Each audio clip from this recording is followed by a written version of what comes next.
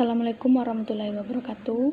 Perkenalkan, nama saya Zulmia Putri, NIM 20233104 dari Prodi D3 Manajemen Pajak. Kali ini saya akan mempraktekkan tugas komunikasi perpajakan, yaitu tugas resume minggu ke-10. Materinya teknologi komunikasi dalam penerangan dan penyuluhan pajak di era digital 4.0. Yang pertama, pengertian. Teknologi komunikasi perpajakan ialah semua yang berhubungan dengan pemakaian bantu untuk memproses dan mengirim data perpajakan dari perangkat yang satu ke yang lain. Teknologi informasi komunikasi atau TIK adalah semua aktivitas yang berkaitan dengan pemrosesan, pengolahan, dan pemindahan informasi antar media. Teknologi informasi dan komunikasi merupakan peralatan elektronika yang terdiri dari perangkat keras dan perangkat lunak, serta semua aktivitas yang berkaitan dengan pemrosesan, manipulasi, mengolah, dan mengirim atau memindahkan informasi antar media.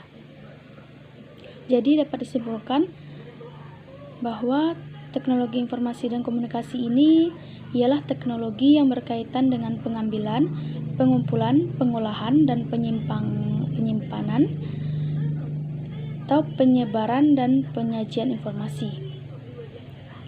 Sejarah perkembangan teknologi informasi dan komunikasi. Yang pertama, masa praaksara. Perkembangan teknologi informasi dan komunikasi Indonesia telah ada sejak zaman praaksara. Lukisan gua di Sulawesi yang berumur 44.000 tahun menjadi bukti perkembangan informasi dan komunikasi di Indonesia pada masa praaksara. Yang kedua, masa kerajaan Hindu-Buddha.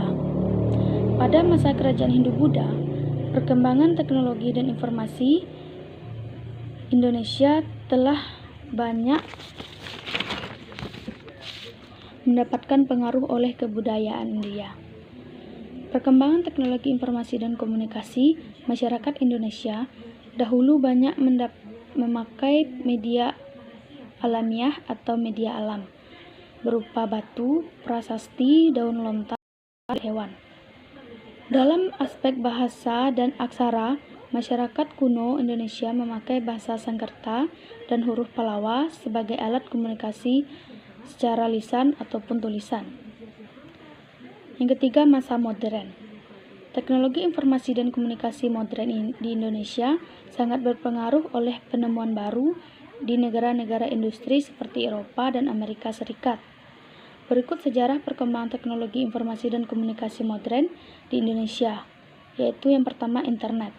Teknologi internet di Indonesia berawal dari Internet Protokol atau IP, bernama UI NetLab, yang dibuat di Universitas Indonesia pada tanggal 24 Juni 1988. Dalam buku The Development of Communication Technology pada tahun 2017 yang ditulis oleh Nuruddin pada tahun 1994, muncul Internet Service Provider atau ISP pertama di Indonesia bernama Indonet.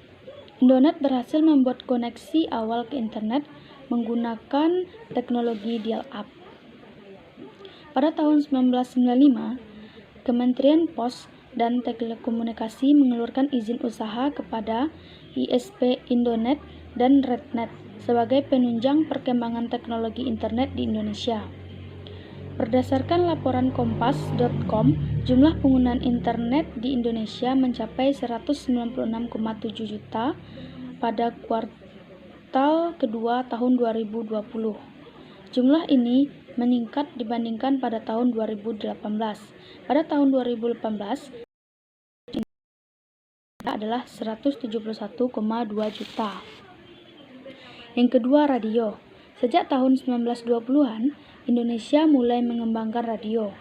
Pemerintah kolonial Belanda mendirikan beberapa stasiun radio di kota-kota besar seperti Batavia, Vereniging atau BRV, Neverland in the Omroep atau Niron, dan Solais Radio Vereniging atau RSRV.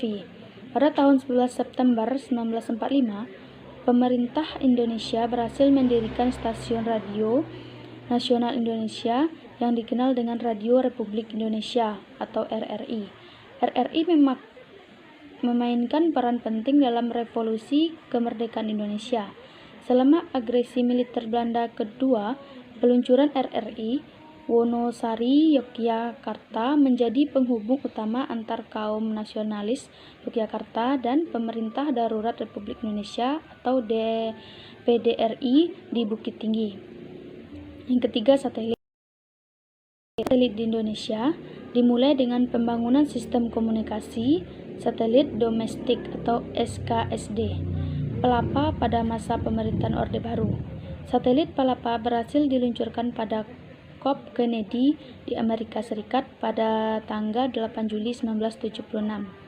Dalam pengembangan dan status satelit Indonesia 2013, terbitan Diah Yuniarti, peluncuran satelit Palapa bertujuan untuk membangun sistem informasi dan komunikasi nasional yang efektif atau efisien.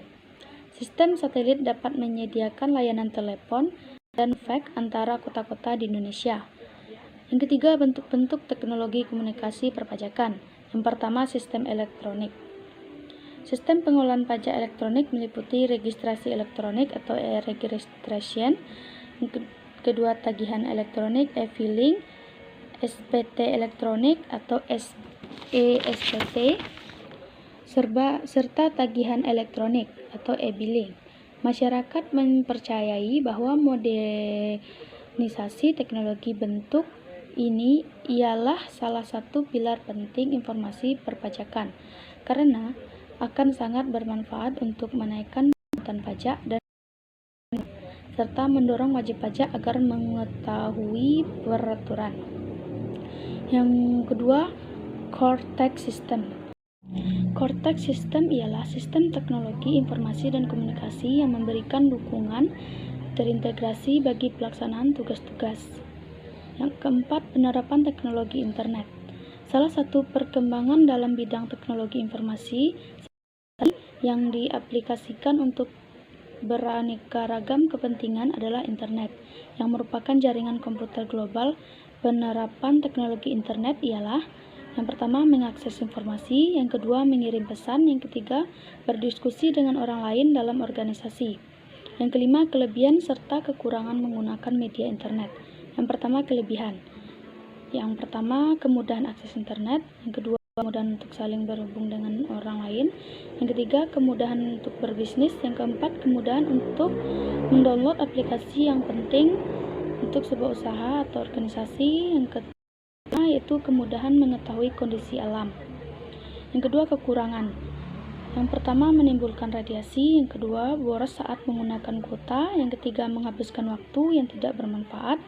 Yang keempat, meningkatkan risiko kejahatan dunia maya. Baiklah, hanya itu yang dapat saya sampaikan. Assalamualaikum warahmatullahi wabarakatuh.